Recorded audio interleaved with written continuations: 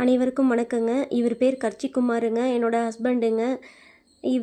இவரை பற்றின கதை நிறைய இருக்குதுங்க. சின்ன வயசுலேயே 4.5 வயசுலேயே அவங்க அப்பா இல்லை. அப்போ இருந்து இப்போ இவருக்கு 40 வயசு ஆச்சு. 4.5 வயசுலேருந்து 40 வயசு வரைக்கும் இவர் என்னென்ன பாதையை கடந்து வந்தார், இவர் வாழ்க்கையில் என்னெல்லாம் நடந்துச்சுன்னு பற்றி சொல்கிறேன். கண்டிப்பாக உங்கள் வாழ்க்கையில் ஏதோ ஒரு கட்டத்தில் பயன்படுங்க.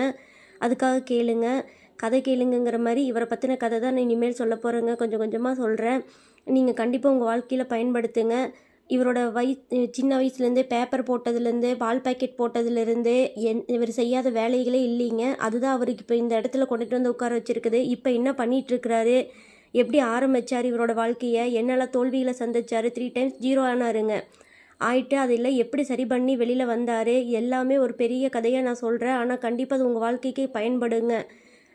இப்போ நடக்கிற பிரச்சனையை சொந்தக்காரங்களோட மத்தியில் எப்படி போராடினார், தன்னோட தங்கச்சி எப்படி இவர் செட்டில் பண்ணார், தன்னோட வாழ்க்கையை எப்படி சரி பண்ணிக்கிட்டார், இவரோட வாழ்க்கைக்குள்ளே நான் எப்படி வந்தேன், எங்கள் வாழ்க்கையில் என்னெல்லாம் நடந்துச்சு, அது பெரிய ஸ்டோரிங்க. எங்களுக்கு முதல் குழந்தை இறந்துருச்சு.